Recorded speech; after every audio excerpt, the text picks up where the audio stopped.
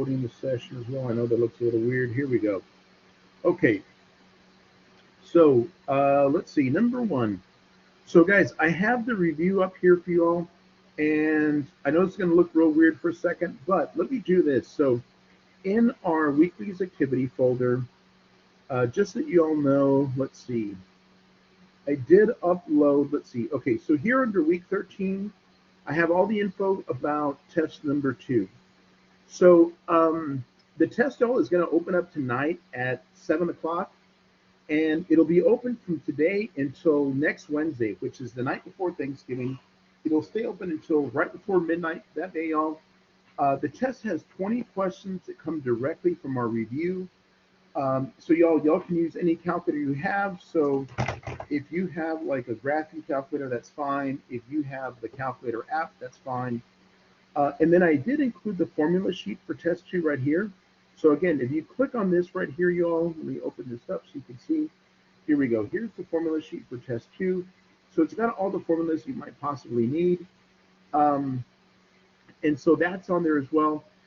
There is a 5-hour time limit on the test, y'all, okay? So all that means is that, look, you got plenty of time. It's 20 questions, 5 hours. It's not going to take you anywhere close to that. But the 5-hour thing just means, like, if you started, I'm going to make this up, on Saturday morning or Sunday morning, and then all of a sudden your tia shows up with barbacoa and menudo, you might have to tell tia, hold on, let me finish my test, and then I'll come have a principio of menudo with you after I do my test. Because what you don't want to do is, once you start it, the timer's going to keep going, and you don't want to come back to it like, so many hours later, and now you got 10 minutes to finish it off, okay? So anyway, just wanted to give you a heads up on that. So I have a class, y'all, that meets in Wesco on Tuesday nights, another class. And so I did the review with them last night. And one thing I was telling them is that, look, the test is going to be available next Wednesday, but next Wednesday is the day before Thanksgiving. And I don't know about you all, but the day before Thanksgiving is usually really busy. You're prepping, you're cooking, you're getting the house ready for family, or you may be traveling somewhere. So even though the test is going to be open until next Wednesday, if you know next Wednesday you're going to be really busy, I would say take it before then, okay? So anyway, I just wanted to mention that. And let's see, let me pull up the review. And really what I wanted to do tonight, y'all, was answer any questions that you guys might have out of the review. So you can either turn on your mic or you can put it in the chat, whatever easier for you guys. But I'm here to answer your questions, y'all. Anybody? Yes, number 19. Number 19. Okay, so let me scroll down here, y'all. And let's take a look at 19. Okay, I'm glad you asked me this question. And so, y'all, I'm going to do 19. And again, if anybody else who has questions, y'all, get them ready, put them in the chat box, whatever is easier. So let me go ahead and go through 19, and let's see if this makes sense. So it says, find a polynomial function f of x of least possible degree having the graph shown. Okay, so the first thing I want y'all to notice, y'all, we have a couple of x-intercepts. So the two x-intercepts we have are x equals -5 and x equals 3. Those x-intercepts, y'all, are the same thing as the zeros of my function.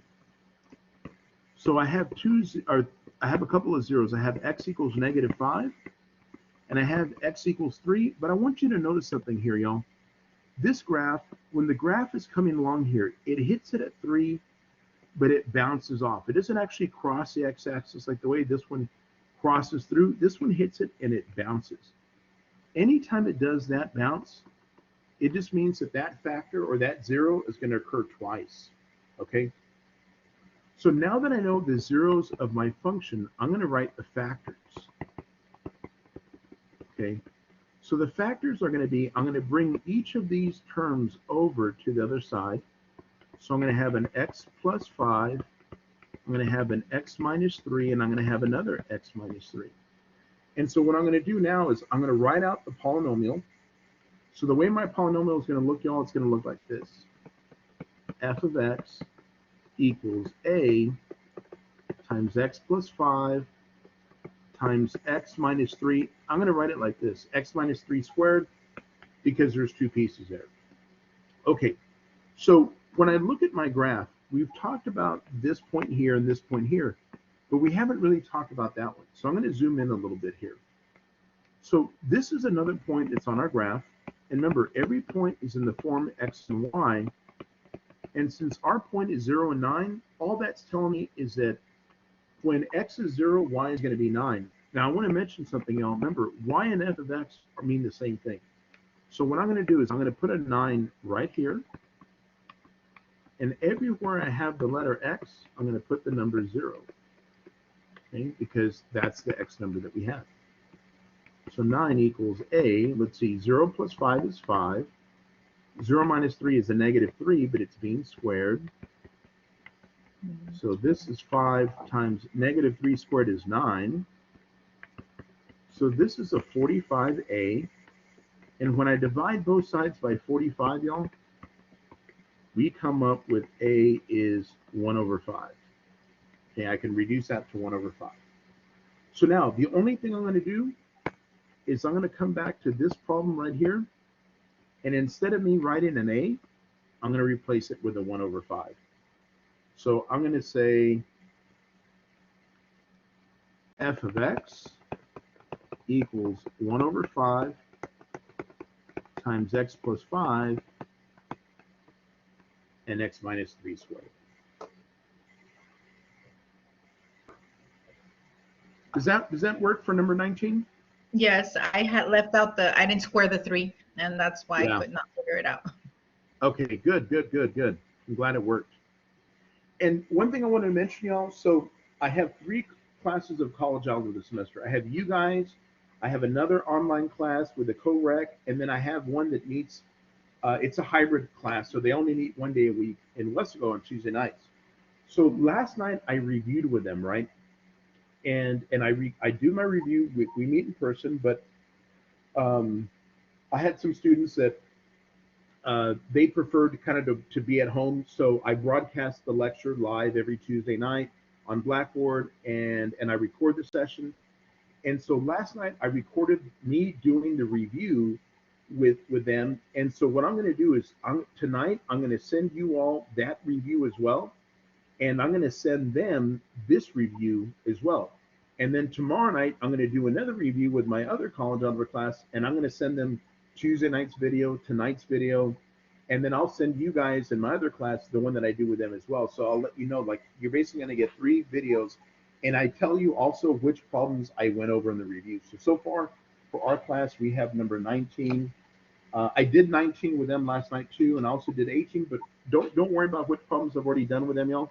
I'm going to send out all 3, and I'll tell you what problems I did in each of them. And this way, if there was a problem that we didn't do tonight, you're like, oh, I wonder if he already did it. Maybe it's in one of those other reviews, okay? So you guys will just have access to all of that stuff. All right. Any other questions y'all want me to go over? We got plenty of time, y'all, so don't worry about time. Number 8. Number 8. Yes, definitely. Let's come back and do number 8. So let's see. Oops, I passed it. Here we go. Okay, so number 8 says use synthetic division to perform the following division here. Okay, so remember, when I use synthetic division, y'all, I'm going to do my little half box, and I'm going to write the coefficients of the terms that I have here. So I see we have an x to the third, so the number in front of the x to the third is 1. Since we don't have an x squared or an x term, that means that the numbers in front of those happen to be zeros, okay? And then the next step, y'all, is when I look at the bottom part here, if it's an x minus 1, I just put a positive 1 right there, right? I always have to change the sign of this number right here. So first step in synthetic division, bring down the first number. It's 1. And then we multiply. 1 times 1 is 1. We add these together, we get 1 again. We multiply one more time. 1 times 1 is still 1. Let's see. We add, oops, I made a mistake. Okay, we add these together, that's 1. The last number here, y'all, was a negative 1. And then we do this one last time. 1 times 1 is 1. We add those together, that's 0. Remember, the last number, y'all, is always my remainder, okay? So we used to have an x to the third polynomial. We reduced it by a power of 1. So now this is telling me that's the number in front of my x squared. This is the number in front of my x. And then my constant term is 1. So if I'm missing pieces, y'all, from here, if it goes from an x to the third down to like an x or just to the constant, I still got to put those numbers in, but I got to put zeros in front. And really what they are, they're kind of like placeholders. So I was telling this to my class last night. It's just kind of like if we were back in, I don't know, probably like elementary school, and we had like $7 and we were going to subtract $5.32. We would do this, right? We would put those zeros there because they're like our placeholders. The idea is the same here. We put those zeros in here because those are the placeholders for the x squareds, the x, and then the constant term. Good question, good question. Right, so we got 19, we got number 8. Any other ones? Number 42, but I tried going back right now, and I don't see it on there. Well, yeah, so 42 was a mistake on my part, y'all. And so I pulled 42 from the review. So y'all don't have 42 in your homework. Okay, so we don't worry about it. Yes, and let's see.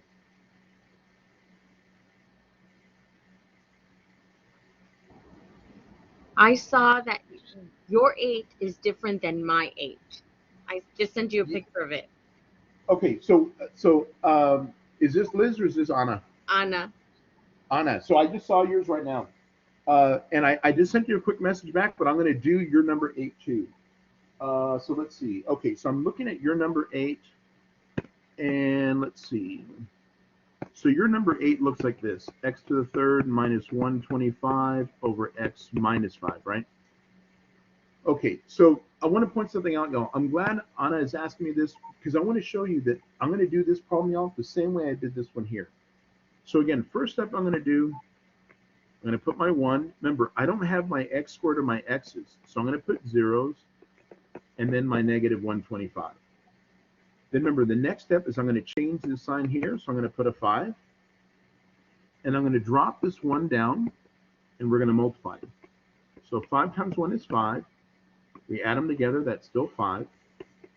5 times 5 is 25. We add these together, that's 25.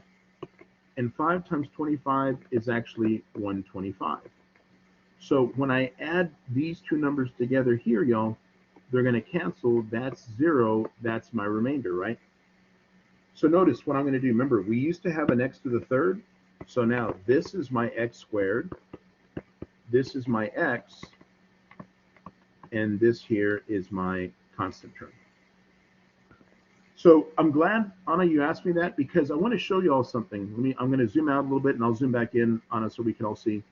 But I want you to notice that the way I did this problem here was the same way I did this problem here. And the only thing that was different was we had 1s and here we had 5s and 125s. But the process and the way I did it was the same. So really what I'm hoping, y'all, and I'm going to zoom back in so you can see that, but what I'm hoping is that when you take your test 2, I don't know if this particular problem is on the exam, but if it is, whether your numbers are 125s and 5s or 1s and 1s or 8s and 2s or whatever it happens to be, I hope that the idea is like, okay, I know how to do it with 5s and 125s, and I know how to do it with 1s. So no matter what numbers they give me, I can still, do the process. Good questions, good questions. And one thing I want to mention, y'all, because I just did this last night, this was my problem number 8 last night. So I'll send you guys that review again in a few minutes once we're done with this, so that you'll have that one, and then I'll send the other one once we're done with this part here too. Okay, we are recording. Good, just wanted to make sure we're recording. All righty. Any other questions y'all want me to go over? We got plenty of time, y'all, so don't be shy. What about number 20? Number 20, let's definitely do number 20. So let me come back over here. Here's number 20. Okay, so number 20 here says, find a symbolic representation for f inverse of x. Okay, so again, I just want you to understand that when I see this here, this is called f inverse of x. That's how I read that part there. Okay, so the way we're going to find our inverse, y'all, it's actually kind of like step number one. Oops. Step number one, instead of me writing an f of x, I'm going to change it to a y. And then step number two, we're going to switch the x's and the y's. So I'm going to put over here, I'm going to put an x equals a 4y plus 1. And now I'm going to solve for y. So I'm going to go, so me minus 1 on both sides. So those are going to cancel. And this is going to give me an x minus 1 equals a 4y. And then the last step we're going to do, y'all, is divide everything by 4. And we're going to get y equals x minus 1 over 4. And then the last step is we're going to write it using the inverse notation. And so we end up with f inverse of x equals x minus 1 over 4.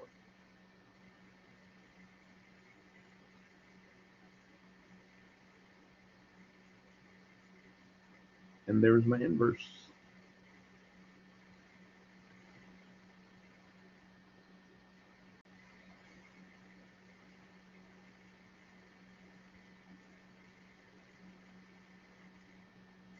Any other ones, y'all?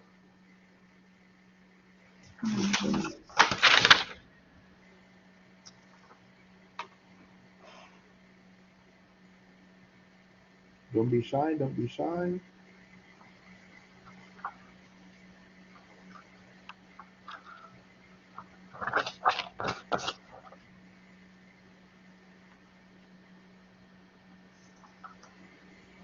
It was just those two for me. Okay. And so, yeah, I did, again, y'all, I did pull out problem number 42 from the review. It shouldn't have been on there. So I pulled that problem from the review. So y'all don't have to worry about it. So there's really 41 questions on the review. And again, I picked 20 out of those 41. So just a couple of things, y'all, just remember, the test is going to open up tonight. You don't need to take it tonight if you're not ready. I would just say whenever you're going to take it, make sure that you're ready and make sure that you have some time. And so y'all, and I'll send you guys a message probably tomorrow on Prano. But just like we did with test one, if for whatever reason, when you load up your test, if it's not loading up, don't hit submit, just close the window and then go back into it, okay? So don't hit submit until you're really ready to turn it in. But again, you got plenty of time, so don't worry. It's going to be open tonight all the way through next Wednesday. Take it whenever you feel like you're ready to do it, and then just make sure that you carve out some time in your schedule. So, if you got to be somewhere in an hour, don't start the test. Give yourself at least 2 hours. I would say is probably good enough. But some of you might be able to do it in less than an hour. I mean, I've had people take the test in less than an hour before, so not a big deal. Anybody else have any other questions? I know one of you, Liz, you said you were done with the questions. I don't know if Anna or David, if y'all have any other ones you want me to go over. Number 28, please. Yes, ma'am. Let's take a look at number 28. So let me scroll over here and let's find 28. Yes, ma'am, right here. Okay, so it says the exponential growth of deer population in the country can be calculated using this model. And it says where 30,000 is the initial deer population and 0.6 is the rate of growth.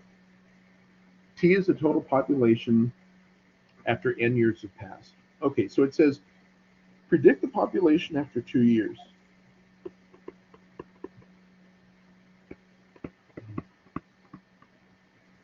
All right, so let me write out my problem. 30,000, 1 plus 0.06 to the power n. So we're trying to figure this out for 2 years. All we're going to do is do it like this. So y'all, I want to show you something here. Just the way I wrote this part here, I'm going to do this on my calculator.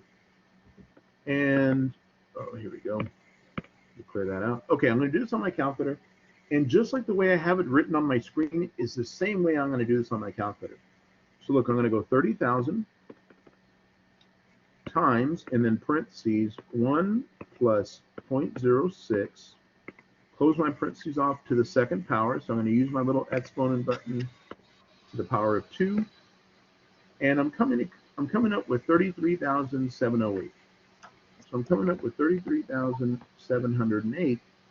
The directions here say, let's round this to the nearest thousand. So this is the number that I want to round.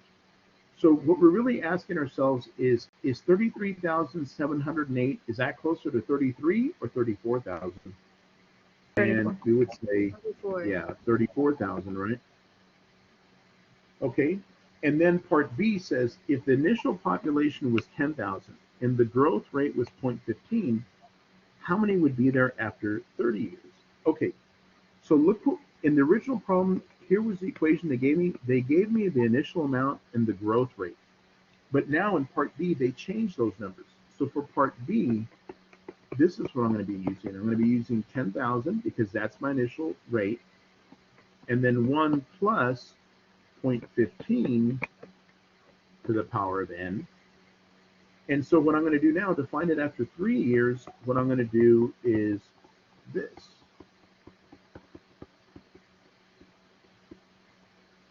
And I'm going to enter this part into my calculator. So all I really did is change the 30,000 to 10. And instead of a 0.6, I put a 0.15. And obviously now, because they're asking us for 3 years, we're going to put the power of 3. So look, I'm going to go 10,000 times 1 plus 0.15 to the power of 3. And I'm coming up with 15,208.75. So, oops. 15,208.75. Again, it's asking me to round to the nearest thousand. So what I'm asking myself is 15,208, is that closer to 15,000 or 16,000? 15. And we should say 15,000. Okay. And then part C says, how many additional deer can we expect in 5 years if the initial population is 45,000 and the current growth rate is 0.04? Okay, so let me write out my new equation. Now we have 45,000. Our growth rate is 0.04. And we're trying to figure this out for 5 years. Okay. So again, I'm going to take this piece right here, y'all, and I'm going to enter that part into my calculator. So let me go 45,000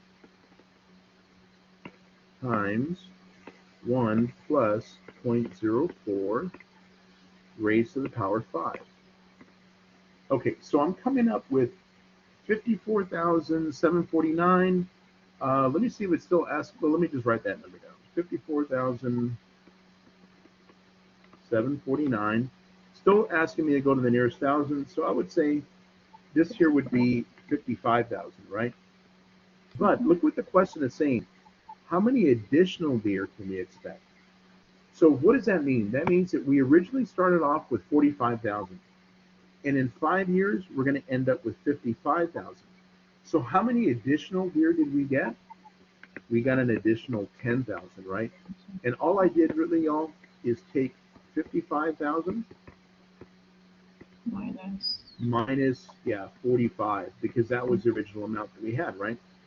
And that's how I come up with my 10,000. And I'm going to show y'all something real quick here. So let me, I know it's a little messy there. Let me do this, go like that.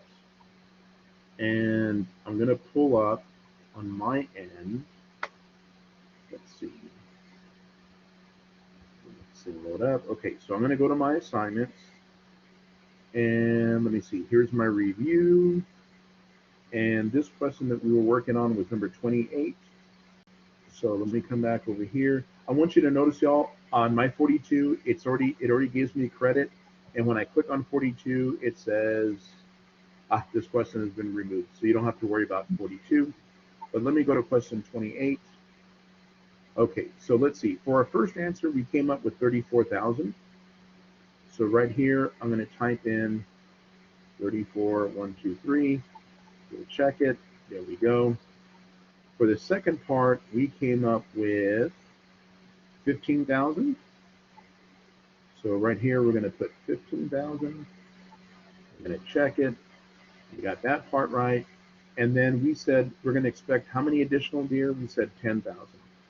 3. And we're going to check it, and we got that one right. So I hope, does that make sense for 28 on how we did it? Yes. Okay, good, excellent. All right.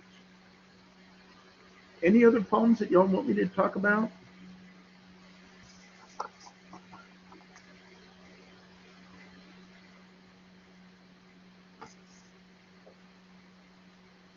Anything here? No, I think I'm good. Okay. Yes. Let's see. Let me come back over here real quick, and let's see. Okay, so Liz, you asked me 19. Anna, you asked me 8. We did 28. Okay, I'm barely noticing what was in the chat box. Okay, I hadn't seen that yet. Anna or David, I know Liz, you said you're good. Anna or David, y'all have any other questions you want me to go over? No, I'm good. Okay, David, anything?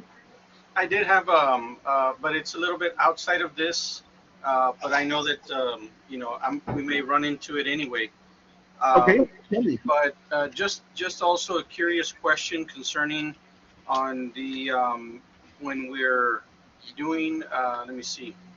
I have here for each polynomial function, 1 0 is given. For all the others, 0. When we're doing the Okay. quadratic formula, you know how Uh-huh. sometimes we have, like, let's say 2 plus or minus, of course, the square root of a certain number inside the square root, and then it's Yes, sir. divided by another number. Okay, I get still a little confused on how to know when you can start simplifying from there and how far you can simplify. And then, of course, when it's a negative, of course, you put in the I, but then when do you remove the square? Okay. I know it's when you can't square anymore, but I guess just kind of that concept of how far can you simplify, and then Okay. when do you divide by what? So it's just a Yeah. little bit tricky for me. Okay, so that problem here, y'all, is actually number 14 on the review. I'm glad you asked me this problem, David. So let's go through it. So look what it says. Given that 2 is a 0, the polynomial function, find the remaining zeros. Okay, so when I look here, it says list the remaining zeros other than 2. So it's already telling me that 2 is one of the zeros. So let's go through this problem here, y'all. Remember what I'm going to do. I'm going to do my little half box, right? And I'm going to put my coefficients 1, -8, 30, and -36. And they're telling me that, look, x is equal to 2 is one of the zeros. So the first thing I want to mention, y'all, is that when it's in this form here, when it's in the form x equals, the sign has already been changed for me. I don't need to worry about changing my sign. So now we're going to do synthetic division. We're going to drop down the 1, and we're going to multiply. So 2 times 1 is 2. We're going to add together. That's a -6. We're going to multiply again. 2 times -6 is a -12. And this is going to give me an 18. And then we're going to multiply one more time. 2 times 18 is a +36. And of course, we get 0. We're supposed to be getting 0 because they told us that that was, in fact, one of the zeros. So now what I'm going to do is I'm going to use these numbers to write out my second polynomial. So we have x squared minus 6x plus 18. And again, we're trying to find the zeros, so we're going to set it equal to 0. Okay, so for this problem here, y'all, my first option would be, let me see if I can factor it, right? So I'd say, well, what's 1 times 18?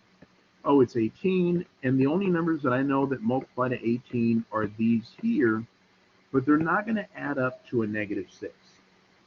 So all that means is that, you know what? We can't factor it. So we're going to have to use the quadratic formula where a is 1, b is a -6, and c is a +18. And then we're going to write out our formula. X is equal to -b plus or minus the square root of A squared minus 4AC. All divided by 2A. I did that today in my pre-calc class, and they were like, sir, that's crazy. And a few minutes later, they were all, they were doing it too. Okay, so look, now when I get to this step, remember, my first step, y'all, I just do my plug. So negative, B is -6, plus or minus -6 squared, minus 4 times 1 times 18 over 2 times 1. Okay, so negative of -6, positive 6. Let's see, -6 when I square it is a 36 minus, I'm going to take my calculator so I can figure out what is 4 times 1 times 18, 72 all over 2. And I'm coming up with 6 plus or minus square root. 36 minus 72 is a -36 over 2. So this is 6 plus or minus the square root of a -36. Remember, it's going to be a 6i all over 2. And then we can actually divide these numbers here by 2. So this is 3 plus or minus 3i. So one thing I want to mention, y'all, is that, remember, this really means that I have two answers. One of them is 3 plus 3i, and the other one is 3 minus 3i, okay? So when I come up with those answers, right, and I'm just going to scroll back to my original problem, and it says, can we list the other two, or the other remaining zeros besides 2? And we said, look, we had 3 plus or minus 3i. So y'all, just to let you know, you can either enter in your answer like this, or you can do like this, whichever way is easier for you, okay? So again, if you notice, this is my question 14. So what I'm going to do is I'm going to come over here and I'm going to go to my 14, which is right here. Okay, and I'm going to type in 3. I'm going to do the little plus or minus right here, plus or minus 3 with an I, and I'm going to check it, and we got it. So David, before I go, was this part the part you were asking me about right here, where we divided both those numbers by 2 to come up with this part? Correct. I just wanted to be sure, if like, let's say with 2, you're able to divide all the numbers that are within the numerator, correct? Right. Now, if you're not able to, like, let's say if that was another number, 13, 6 plus or minus 13i, you would only be able to do just So if I had this, yeah. So David, if I had this is probably what I would enter in. I would either do that, or I would do something like this. I would say, look, I know 2 goes into 6 3 times, but because it doesn't go into 13, I might write it like this. Oh, okay. Okay, but I'll put it this way, David. I'm going to make this up, so because you picked the number 13. So let's say that this is a question on your test, and let's say you enter this answer in, but it said, no, that's not really correct. This is what we're looking for. If that happens, David, because the two mean the same thing, but if something like that happens, David, all I want you to do is take a picture with your phone, send it to me on Pronto saying, hey, sir, look, this is what happened, and I'll give you credit. It's not a big issue, because the two answers really mean the same thing, okay? So, y'all, I'm glad that David asked that question. If anything like that happens, y'all, so like if you enter your answer in and it's just like not reduced, like you put 2 over 4 instead of 1/2. At this stage in the game, we're at the end of the semester in college algebra. I know that you know how to reduce 2 over 4 to 1/2. But if you didn't do it, don't sweat it. Just take a picture and say, hey, sir, can I get credit for this one? This is the only thing I forgot to do. Don't worry about it. I'll give you credit, okay? So don't if anything small like that happens, guys, let me know. We'll take care of it, all right? All righty. Any other questions you guys have out of anything here, y'all?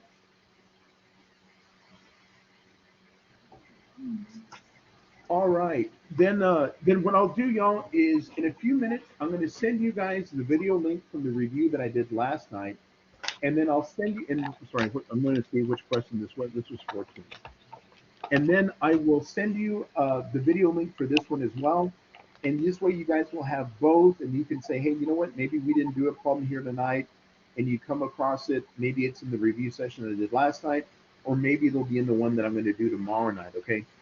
And at least this way, if it's there, maybe you look for it, maybe you find it. If you still need help, by all means, y'all, send me a picture of a problem that you guys have. Send it to me on Pronto. You know I'm happy to make a video, and I'll send it out to y'all, okay? So anyway, I guess that's it for us tonight, y'all. Good luck. Let me stop sharing the screen. Let me stop recording.